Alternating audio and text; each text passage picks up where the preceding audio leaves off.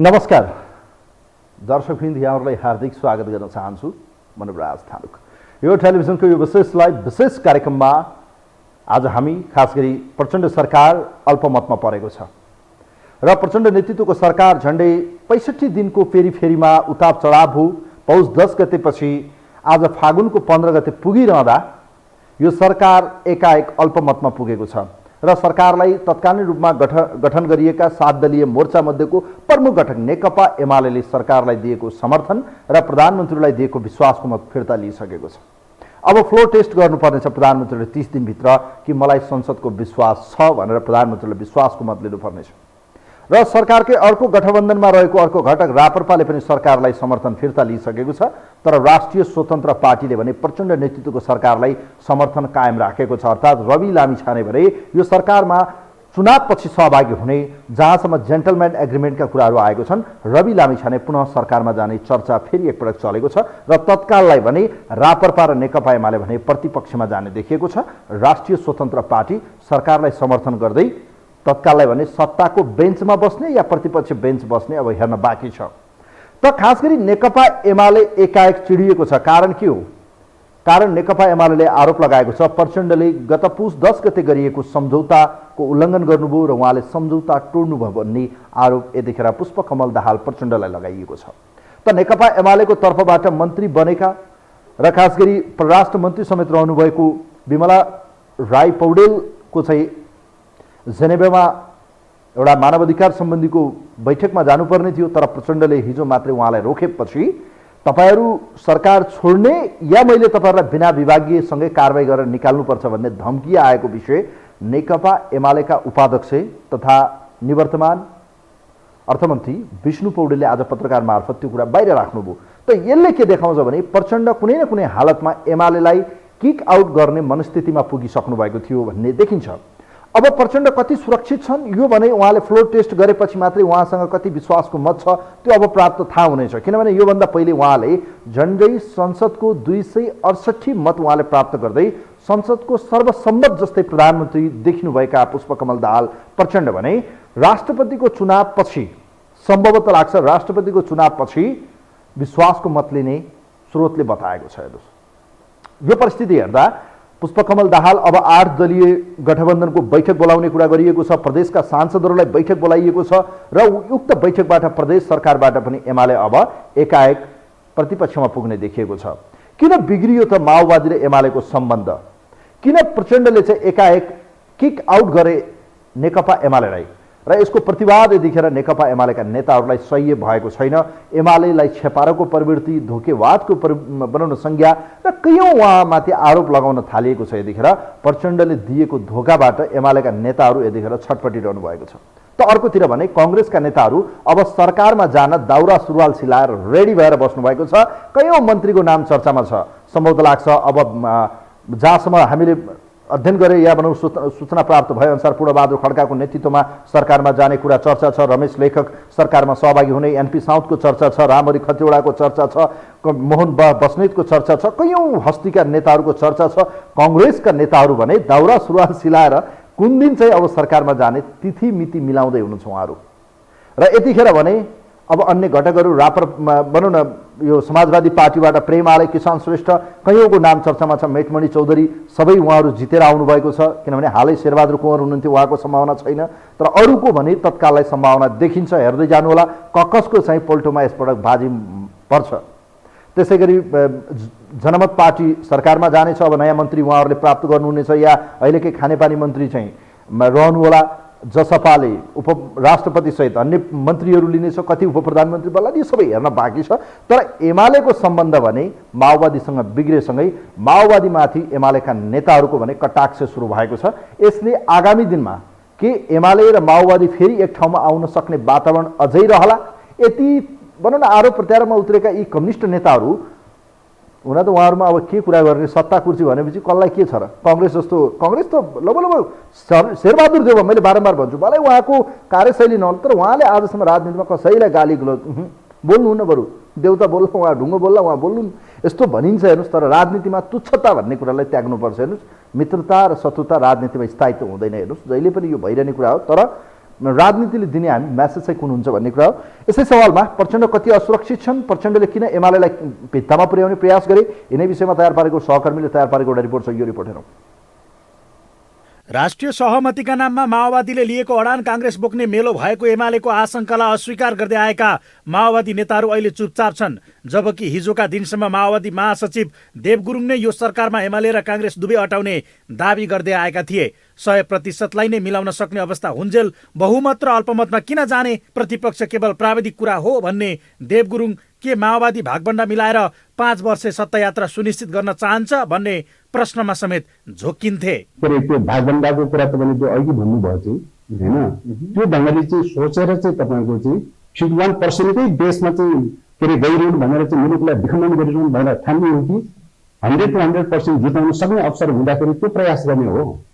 त्यस कारणले गर्दाखेरि यो हेर्ने र सोच्ने र राष्ट्रियताप्रति हेर्ने दृष्टिकोणमै गम्भीर प्रकारको त्रुटिको कारणले गर्दाखेरि 51% मात्र सम्हाल्नु खोजिरहेको छ। काङ्ग्रेसले पनि 51% सम्हाल्नु, एमालेले पनि 51% समात्नु थियो। 100% बनाउनु किन तयारी हुँदैन? यता एमाले पनि राष्ट्रपति निर्वाचनसम्म सरकारबाट नबाहिरिने तथा पुस 10 गतेको सहमतिमा अन्तिमसम्म टिकेको सन्देश दिने रणनीतिमा थियो। विगतमा धोका दिएकैलाई बोकेर प्रधानमन्त्री बनाएकाले त्यसको हक आफ्नो पनि हुने जसरी एमाले प्रस्तुत हुँदा प्रचण्ड भने काङ्ग्रेसको सत्तारोहणको हतारोलाई झेल्न सक्ने अवस्थामा थिएनन्। फलत सरकारबाट बाहिरिन दबाब दिइरहेका उनले परराष्ट्र मन्त्री विमला राई पौडेलको जेनेभा भ्रमण नै अन्तिम समयमा रोकिदिए। मन्त्री परिषदले नै भ्रमण स्वीकृत गरिसकेका कारण उनले पनि सबै तयारी गरिसकेकी थिइन् भने सोही बैठकमा भाग लिएर कतारको दोहामा हुने अति कम विकसित राष्ट्रहरूको सम्मेलनमा सहभागी हुने तय भएको थियो, जसलाई रोकेर उनले साङ्केतिक दबाब प्रस्तुत गरे। त्यसरी हामीले विभिन्न चरणको चाहिँ तयारीहरू गरिरहेका थियौँ, तर अन्तिम समयमा गएर अब प्रधानमन्त्रीज्यूले चाहिँ नजानु भनेर एडभाइस गर्नुभएकोले म आफूले नेतृत्व गरेर जान सकिनँ।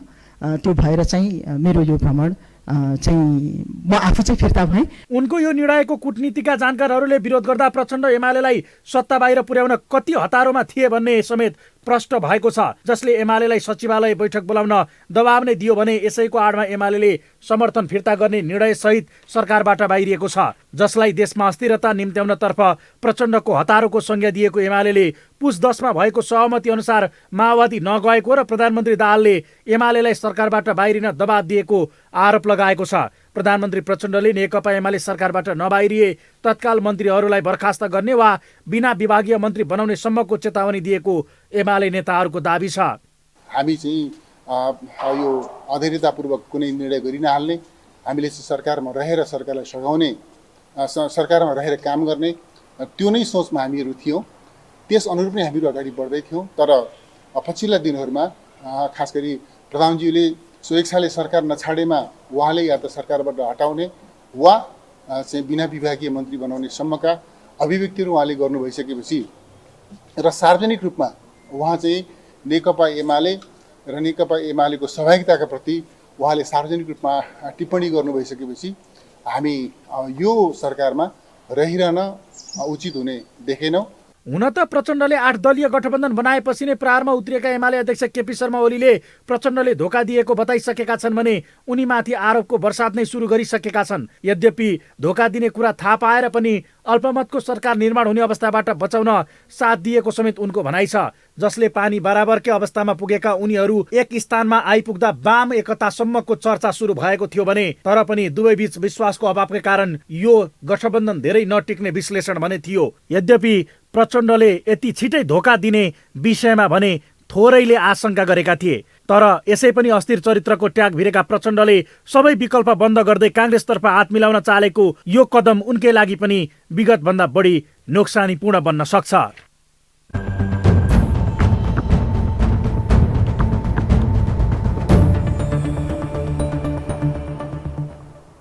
दर्शकवृन्द, एकाएक सत्ता परिवर्तन, सत्ताको फेरबदल भएसँगै एमाले, राष्ट्रिय स्वतन्त्र पार्टी र राप्रपा यतिखेर चाहिँ सत्ताभन्दा बाहिर क्लिन स्विप बाहिर फालिदिनु भएको छ। त यतिखेर सत्तामा भने अब 16वटा मन्त्रीहरू खाली हुनुभएको छ, 16वटा मन्त्रालय खाली छ। बाँकी भने पुष्पकमल दाहाल प्रचण्ड नेतृत्वकै माओवादीका नेताहरूले सम्हालिरहनु भएको छ। त्यसमध्ये एउटा भने खास गरी पछिल्लो समय जनमत पार्टीले सम्हालिरहेको छ। अब सुन्नमा आएको छ कहीँ कतै ऋषि धमलाको पत्नी अब एलिजा गौतम पनि यसपटकको मन्त्री परिषदमा समावेश गरिने सँगका सूचनाहरू प्राप्त भएका छन्। उहाँ मन्त्री हुन 6 महिनाका निम्ति पनि तयार रहेको, किनभने यसका निम्ति चाहिँ विभिन्न एक्सर्साइज जनमत नागरिक उन्मुक्ति पार्टीले गरिरहेको छ र यी सबै घटनाक्रमहरू देखिरहेका छौँ। हेर्न बाँकी छ। हेर्नुहोस्, अब 16वटा मन्त्रालय खाली छन्। काङ्ग्रेसले म्याक्सिमम उसले 7 देखि 8वटा मन्त्रालय लिने कुराहरू बाहिर आएको छ। बाँकी मध्ये 2 देखि 3 मा चाहिँ एकीकृत समाजवादी पार्टी, 2 देखि 3 मा चाहिँ उपराष्ट्रपति सहित जसपा, त्यसै गरी अन्य साना घटकहरू जो हुनुहुन्छ उहाँहरूलाई सरकारमा स्वीकार, राउतको पार्टी सरकारमा जाने, जुन यी सबै घटनाक्रम देखिएको छ। अब प्रतिपक्षमा भने 2टा पार्टी अहिलेलाई देखिएको छ। एकातिर एमाले त अर्कोतिर चाहिँ राप्रपा, किनभने उहाँहरूका मन्त्रीले प्रधानमन्त्रीलाई राजीनामा बुझाइसक्नु भएको छ। त यस पूर्व रवि लामिछाने गृहमन्त्रीबाट चाहिँ बर्खास्त भएसँगै, अर्थात् अदालतले उहाँको विपक्षमा फैसला गरेसँगै उहाँको पार्टी पनि सरकारबाट तत्कालै फिर्ता भइसकेको अवस्थाबाट पुरानो गठबन्धन टोटल्ली ब्रेक भइसकेको छ। अब नयाँ सिनेरियोमा 8 दलीय मोर्चा अगाडि बढ्नेछ। अब हेर्न बाँकी छ प्रचण्डले विश्वासको मत कहिले लिन्छन्, कति सुरक्षित होला र एमालेलाई कसरी भित्तामा पुर्याउनु भयो। प्रचण्डले लगाएको गुणलाई चाहिँ यसरी चाहिँ उहाँले चाहिँ भित्तामा पुर्याइदिनु भयो। कोही हुनुहुन्छ हाम्रो लाइनमा? हेलो हेलो, नमस्ते, यहाँलाई स्वागत छ। नमस्ते, हजुरलाई पनि। अब पुरानो गठबन्धन त लगभग किन्तामा पुगिसकेको छ, सबै सरकारबाट फिर्ता भएका छन् र अब अहिले पछिल्लो समय प्रचण्डले कसरी भित्तामा पुर्याउँछन् भन्ने कुरा त उहाँले बारम्बार भनिरहनु भएको छ। मलाई चाहिँ गर्यो भने म भित्तामा पुर्याइदिन्छु, यसमा भित्तामै पुर्याइदिनु भयो। तपाईँ के भन्नुहुन्छ? होइन, पुर्याउने होइन, मैले हेर्दाखेरि अहिले देख्नुमा त अब प्रचण्डले पुर्याएको देखिन्छ होइन, तर आउँदा दिनमा यसो मैले हेर्दाखेरि प्रचण्ड यो पालिदेखि यो उबारै पतनको बाटोमा गइसके। यीभन्दा घटिया र यीभन्दा पतन मान्छे सायद मैले अहिलेसम्म राजनीतिमा कोही पनि मैले देखिनँ। त्यो खै अब कसरी मुख देखाउने, अब त्यो पार्टीमा बोल्ने हिँड्ने हो, मैले यो बुझ्नै सकिनँ क्या, बुझ्नै सकिनँ। तपाईँ हेर्नु, संसारमा पोलिटिकलहरू हुन्छ, हुन्छ, नेता हरेक हुन्छ, तर तपाईँले अहिलेसम्म इतिहासमा यस्ता मान्छेहरू देख्नु भएको छ? काहीँ छैन। तर के हो भन्दा यो चाहिँ परस्तै हो है।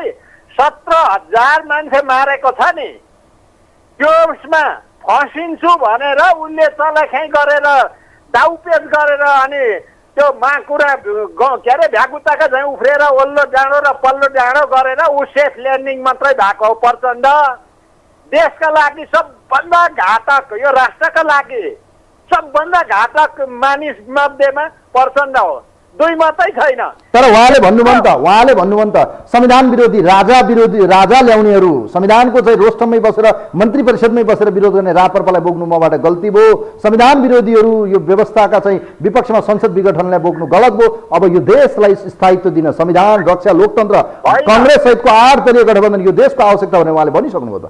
होइन, गल्ती नै पहिलेदेखि संघीयता पक्षधरहरू त्यहाँ छन्। यो देशका चाहिँ मूलधारका 12 बुँदे सम्झौताका 3 पात्र त्यही छन्, शेरबहादुर देउवा, प्रचण्ड र माधव नेपाल। यो देशको निम्ति 12 बुँदे सम्झौताका पक्षधर त्यही छन् भने कसरी चाहिँ यो गलत हुन सक्छ? सही हो भनेर उहाँले भनिरहनु भएको छ त। होइन, भनिहाल्छ। अब राजावादीलाई ठिक भन्नु पर्ने, त्यो त गलत हो नि।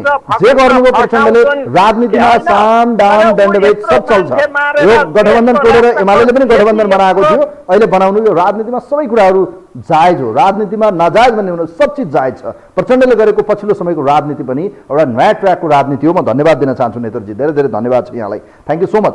पछिल्लो समय नेपालको राजनीतिमा सबै कुराहरू तिग्रमबाजी हुन्छ, अनि कसैले चाहिँ गर्दा चाहिँ ठिक हुने, कसैले गर्दा चाहिँ नराम्रो हुने, यो चाहिँ हुँदैन। हेर्नुहोस्, यो चाहिँ हुन्छ नि कहिलेकाहीँ तुम करे तो रासलीला, हम करे तो क्यारेक्टर ढिलावाला जुन एउटा भनाइ छ नि, त्यस्तो चाहिँ बिल्कुल हुँदैन। राजनीतिमा साम दाम दण्डभेद एभ्रिथिङ इज पोसिबल, सब चिज चल्छ नेपालको राजनीतिमा, किनभने यो संसदीय व्यवस्थामा कसैसँग बहुमत छैन भने यो खेल हुन्छ। तर यसका पछाडि कुरो के हो भने तिक्तता, कसैलाई चाहिँ प्रयोग र त्यसलाई फ्यालिदिने र यो किसिमको गलत किसिमले चाहिँ आरोप प्रत्यारोप गर्ने, गाली गलोज गर्ने, तथानाम गर्ने चाहिँ बन्द गर्नुपर्छ।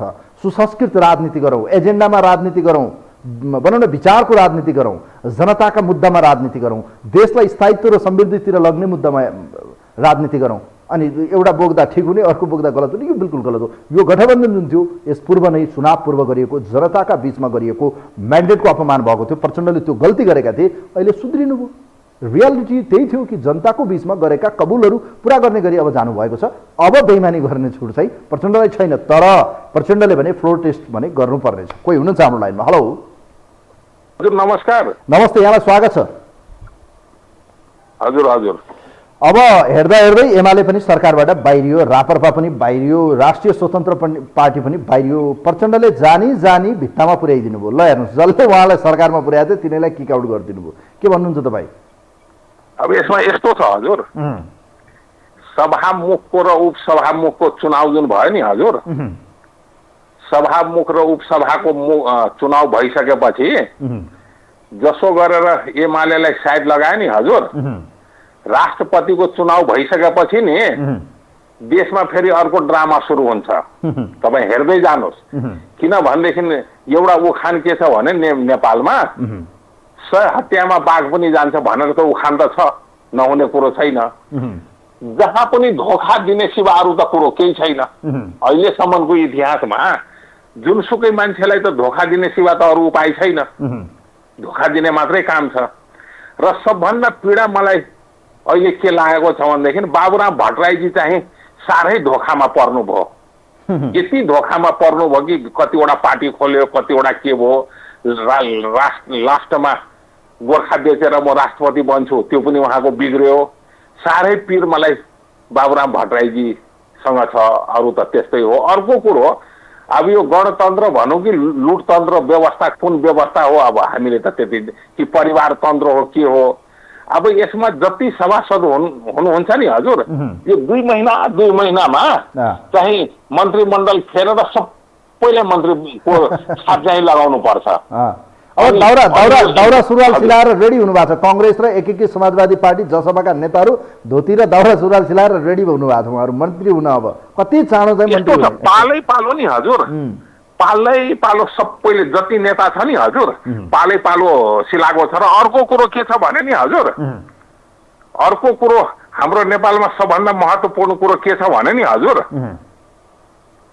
सुन्दैछु बोल्नुहोस्। हजुर हजुर, हाम्रो नेपालमा सबभन्दा महत्त्वपूर्ण कुरो के छ भने नि, देशमा मन्दी लागेको छ, यस्तो छ त्यस्तो छ, केही छैन, विकास छैन भन्दैछ नि। हाम्रो देशमा एउटा चिजको ठुलो विकास छ, विश्वमा छैन। हाम्रो नेता उमार्नुलाई चाहिँ ठुलो विकास छ, यो विश्वमा कहीँ पनि नभएको जुन छ नि हजुर। नेता उत्पादनमा त हजुरको यो अहिले त्यो कुन बुकमा नाम लेखाउँछ नि हजुर, त्यो बुकमा नाम लेखिदिए पनि हुन्छ। एउटा त्यो कुरो छ। अर्को कुरो के छ भनेदेखि इमान्दारी त भनेको त एकदम हजुरको त्यो रामहरू थियो नि त्यतिखेर भगवान उहाँले वचन शेरबहादुर देउवालाई मान्नै पर्छ। महतोजी शेरबहादुर देउवालाई मान्नै पर्छ। उहाँले एक दिन पनि प्रतिपक्षी बेन्चमा बस्नै भएन। उहाँले एकाएक सत्ता उलटपुलट गरिदिनु भयो। न प्रतिपक्षको दलको नेताको सुविधा पनि लिनु भएन उहाँले। हेर्दै जानुहोस् न हजुर, हेर्दै जानुहोस्। राष्ट्रपतिज्यूको चुनाव भइसकेपछि नि हजुर अनि ठुलो खेला हुन्छ फेरि अर्को। हेर्दै जाउँ। ल धन्यवाद छ यहाँलाई, थ्याङ्क यू सो मच, धेरै धेरै धन्यवाद छ, थ्याङ्क यू सो मच। अब हेर्न बाँकी छ। उहाँहरूले भनिरहनु भएको छ वाम लोकतान्त्रिक गठबन्धन यो संविधान रक्षाका लागि बनेको गठबन्धन हो, फेरि म सचिएर आएँ, अब यो राष्ट्रिय सहमतिको गठबन्धन हो भनिरहनु भएको छ। तर राष्ट्रिय सहमति त भएन, यसलाई चाहिँ राष्ट्रिय सहमति भन्न मिल्दैन।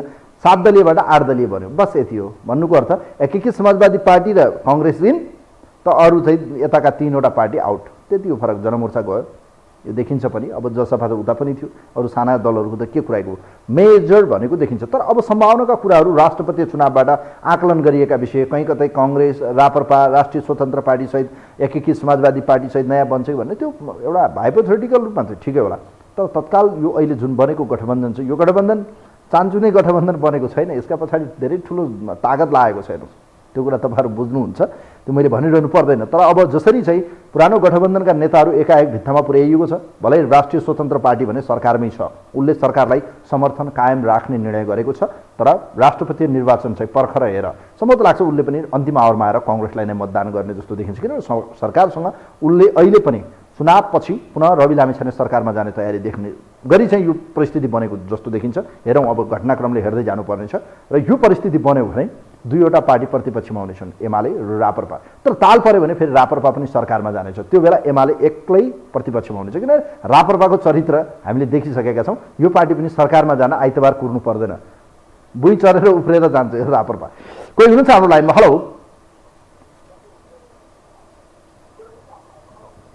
हजुर नमस्कार पौडेलजी के छ खबर ल आजको विषयमा विचार राख्नुहोस्। प्रचण्डले अन्ततगत त जसले उहाँलाई प्रधानमन्त्री बनाउनु भयो उहाँलाई नै भित्तामा पुर्याइदिनु भयो। उहाँले एमालेलाई पनि किक आउट, एमाले पनि सरकारबाट बाहिर भयो, समर्थन फिर्ता लियो।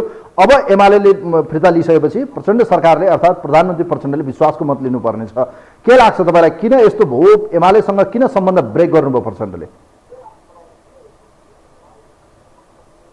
अब यो उहाँहरूको पहिलेदेखि हुँदै आएको केपी ओली र प्रचण्डज्यूको अब त्यसमा देउपा हुनुहुन्छ माहेश, एउटा नबोलिकन होइन। अब यी सबै कुरा त बुझ्यो। यसको सबभन्दा ठुलो कारण अब यो भारतीय सचिव आएको थियो नि हजुरको, अब सचिवले सबलाई भेटेर अब विषयवस्तु कम्युनिस्ट भयो नेपालमा। अब त्यसले भारतको इसारा पनि यसमा अलिकता बाहिर विदेशीको मान्यता पनि राखेर हुन सक्छ मेरो बुझाइमा। अनि हाम्रा यहाँका इमान्दारी सिद्धान्त विचलित भएका विश्वासघातहरू भए यिनीहरू। अब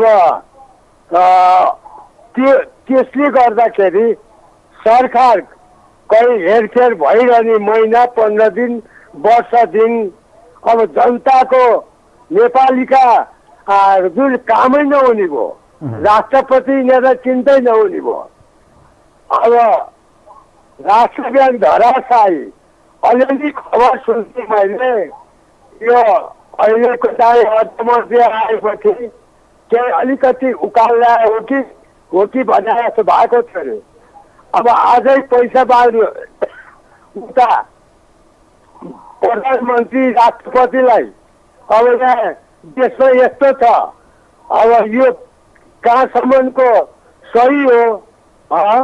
कसैले 5,000 पाउँदैन, त्यहाँ लाखौँ लाख बाँडेको छ हेर्नुहोस्। अब यो के हो? कसरी गर्न खोज्या? हस्, यहाँलाई म धन्यवाद दिन चाहन्छु पौडेलजी, धेरै धेरै धन्यवाद छ। यहाँले फोन गर्नुभयो, तपाईँको टेलिफोनमा केही डिस्टर्ब पनि देखियो, आवाजमा डिस्कनेक्ट जस्तो देखिएको थियो। खास गरी अब यो हेर्नुहोस्, कहिले कालेको पालो कहिले गोरेको पालो, यही हो। हेर्नुहोस्, राजनीति भने यस्तै हो। हेर्नुहोस्, सत्ताको खेलमा उताप चढाव भइरहन्छ। हेर्नुहोस्, यो भनेको राजकीय सत्तामा विभिन्न चल्छ, उताप चढाव, तछार मछार, खिचातानी सब चलिरहन्छ, फुट सब। यो नेपालको राजनीतिमा कुनै नयाँ र नौलो विषय होइन, यो चलिरहने विषय हो। तर यो राजनीतिले के हामीलाई के दियो भन्ने प्रश्न चाहिँ जनताको प्रश्न छ। चाहे काले आउनुहोस् चाहे गोरे आउनुहोस्, तर त्यसले खासै फरक पर्दैन। तर तपाईँहरूले गर्ने डेलिभरी, खास गरी यो गभर्मेन्टमा चाहिँ गुड गभर्नेन्सको सवालमा होस् या डेलिभरीको सवालमा होस् या करप्सनलाई चाहिँ कन्ट्रोल गर्ने सवालमा होस् या भनौँ जनताले चाहिँ अब शिक्षा, स्वास्थ्य, खानेपानी लगायतका कयौँ महत्त्वपूर्ण विषयमा चाहिँ रोजगारीका विषयमा, यी सबै विषयमा चाहिँ सरकारले गर्ने महत्त्वपूर्ण विषय भने उसको डेलिभरीमा डिपेन्ड हुन्छ। उसले गर्ने आफ्नो चाहिँ भनौँ न न्यूनतम साझा कार्यक्रम त अब त्यो रद्दीको टोकरीमा गइसक्यो। उनीहरू सरकारबाट गयो भने त्यो त कार्यक्रमै थाहा, मिनिमम भनौँ न गभर्मेन्ट फङ्सनिङ प्रोग्राम जुन थियो त्यो त रद्दीको टोकरीमा गइसक्यो। अब नयाँ प्रोग्राम आउनेछ, त्यो नयाँ प्रोग्राम राष्ट्रपति चुनावपछि विश्वासको मतपछि सहभागी हुनेछ। कङ्ग्रेसका नेताहरू दाउरा सुरुवाल चिलाएर बस्नु भएको छ। अब 8वटा मन्त्री सम्भवतः लाग्छ उहाँहरूले पाउने कुरा छ। त त्यसै गरी चाहिँ भनौँ न एकीकृत समाजवादी पार्टीले 2 देखि 3, जसपाले 2 देखि 3, 16 मन्त्रालय खाली छन्, भागभन्डा हुनैलाई लगाउने हो। ताल पऱ्यो भने अनि यो सानातिना मैले भनिरहेको छु त, नागरिक उन्मुक्ति पार्टीबाट पनि 2 जनासम्म, 1 जना राज्यमन्त्री, एउटा फुल मन्त्री, त्यो सम्भावना देखिँदैछ। हेर्नुहोस्, भनेको यो सबै घटनाक्रमहरूले हेर्दै जाउँ कहाँ पुग्छ। प्रदेश सरकार पनि लगभग अब केही दिनभित्रै सबै हिसाब किताब बराबर गरिसक्नेछ र त्यसपछि भने उहाँहरूले जुन 8 दलीय सांसदहरूलाई, प्रदेशका सांसदहरूलाई भेला बोलाउनु भएको छ, त्यसपछि नयाँ परिस्थिति हुनेछ। र उहाँहरूले यो जे जस्तो गरे पनि समग्रमा जनताका निम्ति चाहिँ एउटा राहतका कामहरू गर्नुहोस्, जनतालाई खुसी पार्ने गर्नुहोस्, डेभलपमेन्टको सवालमा काम गर्नुहोस्, डेलिभरीको सवालमा काम गर्नुहोस्। कुर्सीका निम्ति त के छ र भने आज 2 महिना अगाडि एउटा मुख्यमन्त्री हुनुभएको थियो, एउटा मन्त्री हुनुभएको थियो, फेरि झन्डावाला गाडी साडी गयो, खतम, अब फेरि घरमै जाने डेरामा। यस्तो हेर्नु राजनीतिमा, त्यही भएर चाहिँ मात्तिनु र आत्तिनु हुँदैन। हेर्नुहोस्, मात्यो भने सिद्धिन्छ। हेर्नुहोस्, कोही हुनुहुन्छ हाम्रो लाइनमा? हेलो, नमस्ते, म गोविन्द नेउला बोल्दैछु। ल, मचियो थचियो, सिद्धो, खेल खतम, 2 महिनामा भित्तामा पुर्याइदिनु भयो प्रचण्डले। तपाईँहरूलाई के भन्नुहुन्छ अब? यो त अब कसैले पुर्याएर भोलि को पुग्छ भन्ने कुराहरू उहाँलाई थाहा छैन। कसरी होइन, अब उहाँको त किन एउटा पद त छँदै थियो, तर पनि एउटा कुनै लोभमा पर्नु भएको छ। उहाँको भिजन नै छैन, त्यसैले हामी नेपाली जनताले भनेकै छ नि त। अब विमला राई पौडेलको त जेनेभा भ्रमण थियो, दोहामा जाँदै हुनुहुन्थ्यो, उहाँले रोकिदिनु भयो भएट भनेर यहाँ त्यो ठाडो आदेश। उहाँ त परिवारवाद हो होइन, परिवार छोरी ज्वाइँ होइन, आफ्ना नाता नातिनाहरू भन्दा उहाँले त ज्वाइँलाई अहिले मन्त्री बनाउनु भएको छ नि त। तपाईँले देख्नु भौतिक मन्त्री हो कि के मन्त्री हुनुहुन्छ उहाँ पूर्वाञ्चलमा, आन्तरिक मामिला मन्त्री। उहाँको त वहीँ त हो नि। भोलि नेपाली जनताले यी व्यक्ति जुन प्रधानमन्त्री नेपाली जनताले स्वीकारेका छैनन्, उनले त नेकपा एमालेको भडिया भएर जानुभएको हो नि होइन। तर तपाईँको मिडियामा नि केही यस्ता अपराधिक व्यक्तिहरूको आरोप सुनिरहेको छौँ हामीले। कुनै मिडिया कुनै रेडियोहरूमा ती त्यस्ता शब्द प्रयोग गर्छन्, तपाईँको मिडियाले प्रयोग गर्न थालेका छन् होइन। तपाईँले सचेत गराउनु होला, कुनै पनि मन परेन आफ्नो ठाउँमा छ, तर ती व्यक्तिको तपाईँले खबरदारी गर्नुपर्छ। होइन भने नेपाली जनताले त्यस्ता व्यक्तिलाई खोज्नुपर्छ। अब प्रचण्ड भन्ने व्यक्ति जुन जनताबाट तिरस्कृत भइसकेका सडकमा पुगेका व्यक्ति नेकपा एमाले खै सडकमा पुगे भन्नुहुन्छ, उहाँ कुर्सीमै हुनुहुन्छ। उहाँले त खेलाइरहनु भएको छ त, यताको 90 सिटलाई पनि खेलाइरहनु भएको छ, 80 सिटलाई पनि खेलाइरहनु भएको छ, 32 सिटले ल हेर्नुहोस्। अब हेर्दै जानुहोस् होइन, यो राष्ट्रपतिको चुनावपछि हेर्दै जानुहोस्, राष्ट्रपति चुनावपछि हेर्दै जानुहोस्। प्रचण्ड भन्ने व्यक्ति भोलि नेपालीले नाम सुन्न चाहँदैनन् र किनभने आज मात्रै माधव नेपालले भन्नुभएको छ निकट भविष्यमा माओवादी केन्द्रसँग एकताको सम्भावनाका ढोका खोलिसक्नु भएको छ। उहाँले भन्नुभयो विचार मिल्नेसँग पार्टी एकता हुन्छ चाँडै भनिसक्नुभयो उहाँले। यो सबै कुराहरू हेर्दै जानुहोस्, पार्टी एकता हुन्छ। अब कुन हैसियतका हुन् र माधव नेपाल होइन, प्रचण्ड कुन हैसियतका हुन्? हिजो एक्लै एक्लै चुनावमा लड्ने हैसियत थियो र उहाँहरूको, आउनुहोस् एक्लै एक्लै लड्ने उहाँहरू कुन हैसियतमा पुग्नुहुन्छ नेपाली जनता देखाउने छन् होइन। हिजो मध्यपुर हाम्रो त्यो सानो मैले बाहिर गएँ, मध्यपुर नगरपालिकाभित्र पनि यिनीहरूको हैसियत देखिसकेको छ होइन। यिनीहरूको उन्मुक्त पुगेका छन्, हामीले कसरी छुन सक्दैन भन्ने कुरा नेपाली जनताले भोलि दिन देखाउने छन् क्या। तर एमाले गुण लगायो हेर्नुहोस्, प्रचण्डले तपाईँहरूलाई नि कहिलेकाहीँ हुन्छ नि दुध दिने गाईलाई चाहिँ बढी नै माया गऱ्यो भने लात्ता हान्छ अरे क्या, त्यही लात्ता हानिदिनु भयो तपाईँहरूलाई। अब सिधाइदिनु भयो। हामी जनताबाट लात्ता हानेको छैनौँ होइन, केही सीमित होइन असीमित यी यस्ता जनता त्रिकृत भएका व्यक्तिबाट लात हानिएको होइन। जनताको हामी उसमा छौँ होइन, जनताको मनमा छौँ, हामी मुटुमा बस्न सफल भएछौँ। भोलि नेकपा एमाले सिद्धि अब एमाले केन्द्रदेखि प्रदेश सरकारबाट सबैबाट चाहिँ प्रतिपक्ष अब होइन, सरकारमै बस्नुपर्छ भन्ने होइन, नेपाली जनताको मनमा बस्न सफल छ। बाहिर तर राजनीति भनेको सत्ताका लागि गरिन्छ हेर्नुहोस्, तपाईँलाई थाहा छ हेर्नुहोस् गोविन्दजी, तपाईँलाई थाहा छ राजनीति केका निम्ति गरिन्छ? सत्ताका निम्ति। सत्ता छैन भने सिद्धो नि। नेकपा एमाले सत्ताको लागि राजनीति अनि न त चुनावभन्दा पहिले त तपाईँहरूलाई म्यान्डेट के थियो, प्रतिपक्षमा बस्नुहोस् भन्ने थियो, किन उफ्रेको, किन 2 महिना लागेको? आखिर त यही हुनु थियो त, किन चाहिँ बनाएको कुरो त्यही नै आयो प्रश्न। नेकपा एमाले जनताको काम गर्नको लागि नेकपा एमाले बनेको हो, सत्ताको लागि होइन, कुर्सीको लागि होइन होइन। 10 सिटलाई होइन 20 सिटलाई प्रधानमन्त्री किन दिन्छ त? हस् दिइहाल्नुभयो। अब बोलेर केही हुन्न, म धन्यवाद दिन चाहन्छु। Thank you so much. Govindji हुनुहुन्थ्यो, गोविन्द नेरौला यतिखेर हामीसँग भक्तपुरबाट। वास्तवमा हेर्नुहोस्, प्रचण्डले यसरी खेलाइदिनु भयो कि बिरालोले चाहिँ मुसा खेलाएको जसरी उहाँहरूले खेलाएर छोडिदिनु भयो। अर्थात् उहाँहरू सत्ताका निम्ति मरिहत्ते गर्ने पात्र हुनु भनेर 3वटालाई देखाइदिनु भयो उहाँले। कसलाई? एमाले, राप्रपा र राष्ट्रिय स्वतन्त्र पार्टीलाई खेलाएर निकालिदिनु भयो। खेल खतम। आजलाई कार्यक्रमबाट म पनि बिदा हुन्छु। नमस्कार।